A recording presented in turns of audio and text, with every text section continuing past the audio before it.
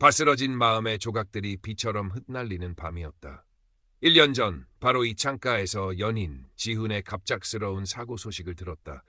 프리랜서 앱 개발자인 박서윤은 그날 이후 세상과 단절된 채 작은 오피스텔 안에 자신을 가뒀다.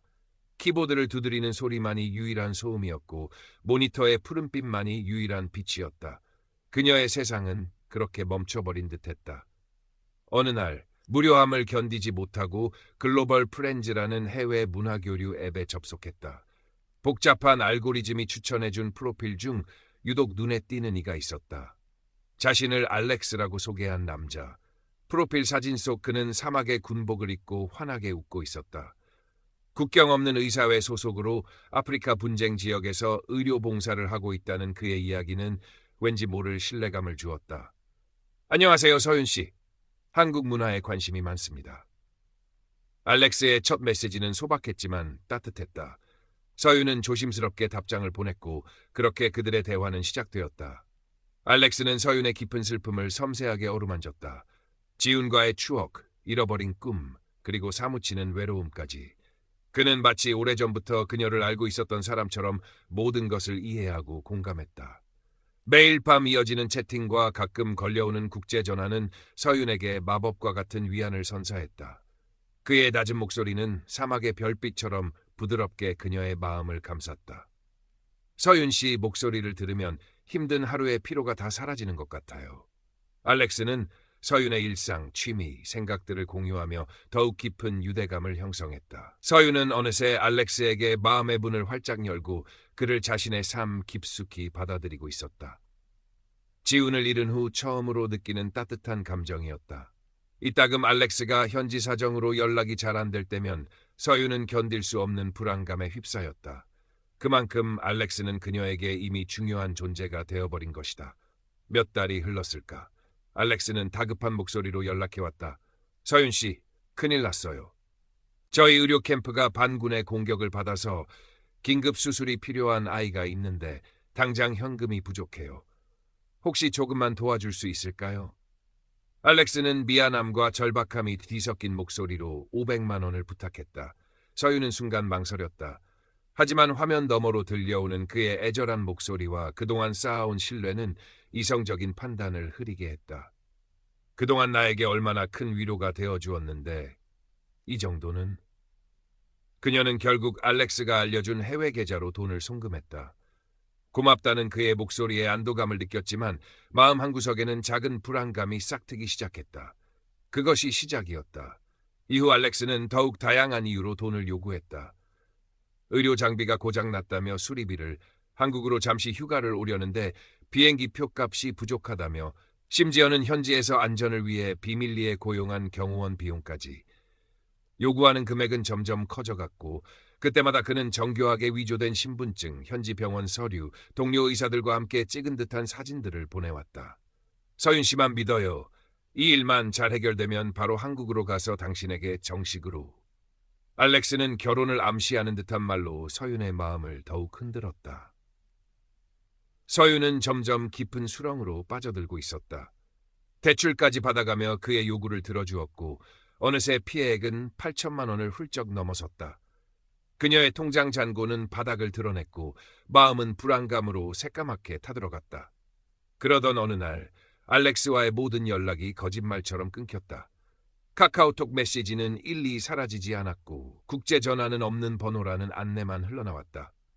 며칠 밤낮을 불안과 초조함 속에서 그를 기다렸지만 그는 돌아오지 않았다. 그제야 서윤은 자신이 로맨스 스캠의 피해자가 되었다는 끔찍한 현실을 직시했다. 온몸에 피가 차갑게 식는 듯한 절망감과 함께 밀려오는 것은 스스로에 대한 격렬한 분노와 자책감이었다. 멍청한 년. 어떻게 그런 뻔한 수법에 지훈을 잃었을 때보다 더 큰 무력감이 그녀를 덮쳤다. 오피스텔 방 안에 틀어박혀 며칠을 울었는지 모른다. 하지만 문득 지훈의 마지막 모습이 떠올랐다. 이렇게 무너지지 마. 너는 강한 사람이잖아. 연인을 잃었던 과거의 무력감을 반복하고 싶지 않았다. 서윤은 흐르는 눈물을 닦고 자리에서 일어섰다. 며칠 후 초췌한 모습의 서윤은 서울지방경찰청 사이버금융범죄 수사팀 문 앞에 서 있었다. 떨리는 손으로 문을 열고 들어서자 차분한 눈빛의 한 형사가 그녀를 맞았다. 그의 이름은 김민준이었다. 로맨스 스캠으로 보입니다. 최근 비슷한 수법의 피해 사례가 급증하고 있습니다. 김민준 형사는 서윤의 이야기를 묵묵히 들은 후 낮은 목소리로 말했다. 그의 말투는 냉정했지만 눈빛에는 피해자를 향한 연민이 담겨 있었다. 힘드시겠지만 기억나는 모든 것을 자세히 말씀해 주셔야 합니다. 작은 단서 하나가 결정적인 증거가 될 수 있습니다. 서윤은 김 형사의 도움을 받아 알렉스와의 모든 대화 기록, 송금 내역, 그가 보내왔던 사진과 서류들을 정리하기 시작했다. 앱 개발자로서의 경험을 살려 알렉스가 사용했던 IP 주소의 접속 기록, 이메일 헤더 분석 등 기술적인 부분까지 꼼꼼하게 파고들었다. 그 과정에서 알렉스가 보낸 사진 중 일부가 과거 다른 사건의 피해자가 공개했던 사진과 일치한다는 사실을 발견하기도 했다. 분노와 함께 희미한 희망이 고개를 들었다. 잡을 수 있을지도 모른다. 김 형사는 서윤의 적극적인 모습에 놀라면서도 그녀가 제공하는 단서들의 중요성을 인식하고 본격적인 수사에 착수했다. 알렉스가 사용한 계좌는 대부분 대포 통장이었고 자금은 여러 단계를 거쳐 해외로 빠져나간 뒤였다. 하지만 서윤이 찾아낸 디지털 흔적들은 조금씩 사기 조직의 윤곽을 드러내고 있었다. 그러던 중 서윤은 김 형사로부터 로맨스 스캠 피해자 온라인 커뮤니티 상처 입은 날개를 소개받았다. 그곳에는 자신과 비슷한 아픔을 겪은 사람들이 서로의 상처를 보듬고 정보를 공유하고 있었다. 서윤은 용기를 내어 자신의 이야기를 올렸고 곧 여러 댓글과 쪽지가 도착했다. 그중 한 명은 20대 초반의 대학생 최수연이었다. 그녀는 유명 아이돌의 해외 팬미팅 티켓 사기를 당했다가 이후 다른 로맨스 스캠에 연루되어 학자금까지 날린 상태였다. 또 다른 한 명은 50대 주부 윤지숙 씨였다. 자녀들을 모두 출가시키고 남편과도 관계가 소원해져 외로움을 느끼던 중 자신을 해외 사업가라고 속인 남자에게 노후 자금의 일부를 사기당했다. 저도 알렉스라는 이름의 군의관에게 당했어요. 사진도 똑같아요. 최수연의 쪽지를 받은 서윤은 온몸에 소름이 돋았다. 윤지숙 씨 역시 비슷한 인물에게 피해를 입었다고 했다. 그들은 각기 다른 플랫폼에서 약간씩 다른 시나리오로 동일한 사기 조직에게 농락당한 것이었다. 서윤은 그들에게 함께 힘을 합치자고 제안했다. 혼자서는 감당하기 어려운 싸움이었지만 함께라면 이겨낼 수 있을 것 같았다. 혼자가 아니에요. 우리 함께 이 지옥에서 벗어나요. 서윤의 오피스텔에 최수연과 윤지숙 씨가 모였다. 각자 가져온 자료들을 펼쳐놓고 밤늦도록 이야기를 나누었다. 서로의 아픔에 눈물 흘리고 분노하고 그리고 다시 일어설 용기를 얻었다. 그들은 자신들이 모은 증거들을 통합하여 사기 조직의 패턴을 분석하기 시작했다. 사기꾼들은 피해자의 연령, 직업, 심리 상태에 따라 맞춤형 시나리오를 사용했고 특정 시기, 명절, 연말에 활동이 집중되는 경향을 보였다. 김민준 형사는 피해자들의 연대에 주목했다. 그들이 자발적으로 모은 정보들은 수사에 결정적인 도움이 되었다. 특히 서윤이 IT 지식을 활용해 분석한 자료들은 사기 조직이 사용하는 해외 VPN 서버의 위치를 특정하는 데 기여했다. 하지만 사기 조직도 바보가 아니었다. 그들의 움직임을 감지한 듯 서윤과 최수연에게 익명의 협박 메일이 도착했다. 더 이상 캐고 다니면 가만두지 않겠다. 내 주변 사람들까지 위험해질 수 있어. 서윤의 스마트폰이 해킹당하는 일도 발생했다. 개인적인 사진과 정보들이 유출될 수 있다는 불안감에 밤잠을 설쳤지만 그녀는 포기하지 않았다. 오히려 사기꾼들의 발악이라고 생각하며 더욱 투지를 불태웠다. 윤지숙 씨는 불안해하는 최수연의 손을 잡아주며 다독였다. 우리가 여기서 멈추면 저들은 더 많은 사람들을 울릴 거야. 끝까지 가야 해. 그러던 어느 날 서윤은 알렉스와의 과거 채팅 기록을 다시 한번 꼼꼼히 살피다가 결정적인 단서를 발견했다. 알렉스가 감기에 걸려 목소리가 잠겼을 때 무심코 했던 말 중에 억양이나 단어 선택이 유독 한국적인 부분이 있었다. 또한 그가 보내준 현지 의료 캠프 사진의 배경에 아주 작게 찍힌 간판이 흐릿했지만 특정 국내 지역의 풍경과 유사하다는 점을 포착했다.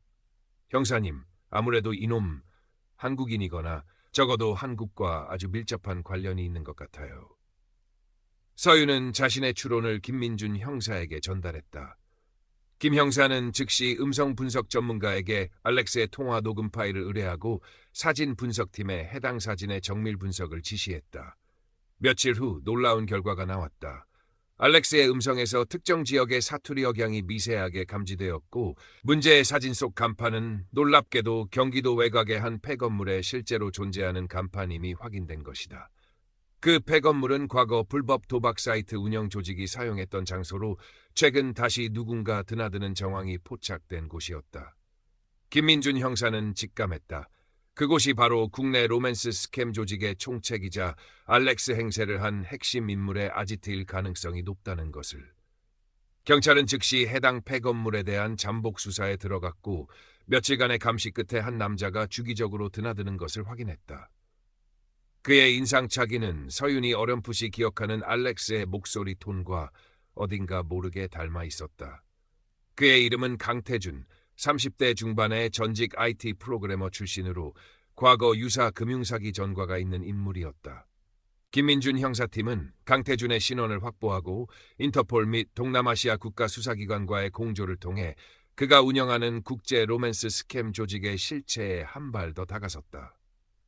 그들은 필리핀 마닐라의 콜센터를 두고 한국을 포함한 아시아 여러 국가의 여성들을 대상으로 조직적인 사기를 저지르고 있었다.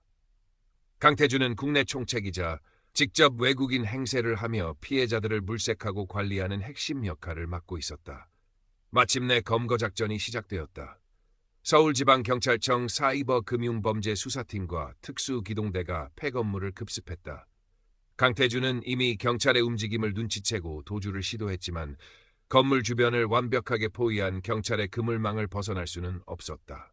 낡은 복도를 가로질러 옥상으로 도망치던 그는 막다른 길에서 김민준 형사와 마주쳤다. 강태준 씨, 당신을 사기 및 범죄단체 조직 혐의로 체포합니다. 김민준 형사의 단호한 목소리가 울려 퍼졌다. 강태준은 마지막까지 나는 아무것도 모른다. 당신들이 누군가를 착각한 것이라며 뻔뻔하게 부인했지만 그의 손목에는 차가운 수갑이 채워졌다. 그의 아지트에서는 수많은 대포폰과 노트북에 위조된 신분증과 서류, 그리고 피해자들의 정보가 담긴 파일들이 쏟아져 나왔다. 그 중에는 서윤의 이름과 사진도 포함되어 있었다. 강태준 검거 소식은 서윤과 다른 피해자들에게 즉시 전달되었다. 서윤은 자신도 모르게 뜨거운 눈물을 흘렸다. 길고 어두웠던 터널의 끝에서 마침내 한 줄기 빛을 본 것 같았다. 최수연은 환호성을 질렀고 윤지숙 씨는 조용히 두 손을 모아 기도했다. 재판은 신속하게 진행되었다. 강태준을 비롯한 국내 조직원들은 물론 국제 공조를 통해 필리핀에서 검거된 콜센터 조직원들까지 법의 심판대에 섰다. 서윤과 최수연, 윤지숙 씨는 피해자 대표로 법정에 출석하여 떨리는 목소리로 자신들의 피해 사실을 증언했다. 사기꾼들은 재판 내내 반성의 기미 없이 서로에게 책임을 떠넘기거나 터무니없는 변명으로 일관했지만 그들이 남긴 수많은 증거는 빼도 박도 못할 유죄를 가리키고 있었다. 마침내 판결이 내려지던 날 법정은 숨막히는 긴장감으로 가득 찼다. 판사는 강태준에게 중형을 선고했고 다른 조직원들에게도 각 죄질에 상응하는 처벌이 내려졌다. 땅땅 판사의 의사봉 소리가 법정에 울려 퍼지는 순간 서윤은 옆자리에 최수연, 윤지숙 씨와 함께 서로의 손을 힘껏 마주 잡았다. 피해 금액을 전부 돌려받지는 못했지만 그 무엇과도 바꿀 수 없는 정의가 실현된 순간이었다.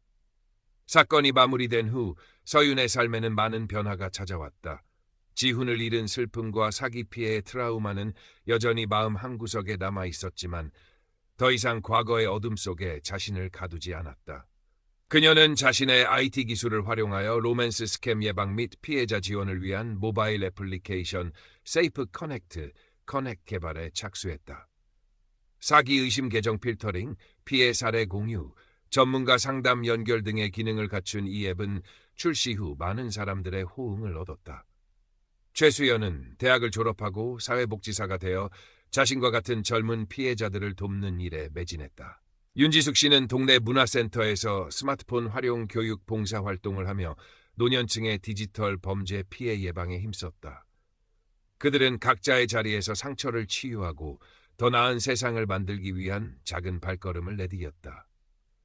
어느덧 시간이 흘러 서윤은 세이프 커넥트의 성공적인 운영과 함께 로맨스 스캠 예방 강연자로도 활발히 활동하고 있었다. 강연을 마치고 내려오는 그녀에게 한 중년 여성이 다가와 떨리는 목소리로 말을 건넸다. 박서윤 씨 덕분에 제 딸이 큰일을 당할 뻔한 걸 막을 수 있었어요. 정말 감사합니다. 여성의 눈가에는 눈물이 그렁그렁 맺혀 있었다.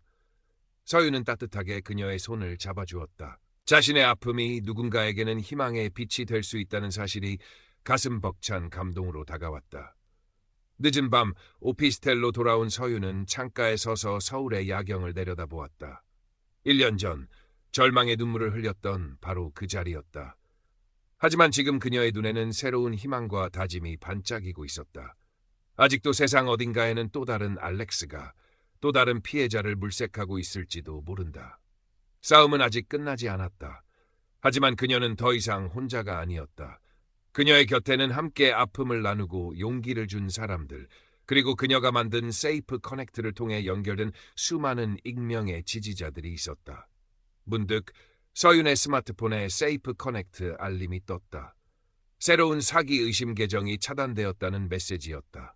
서윤은 희미하게 미소 지었다. 어둠이 깊을수록 작은 별빛은 더욱 밝게 빛나는 법이니까. 그녀는 다시 한번 키보드 위에 손을 얹었다. 아직 할 일이 많았다.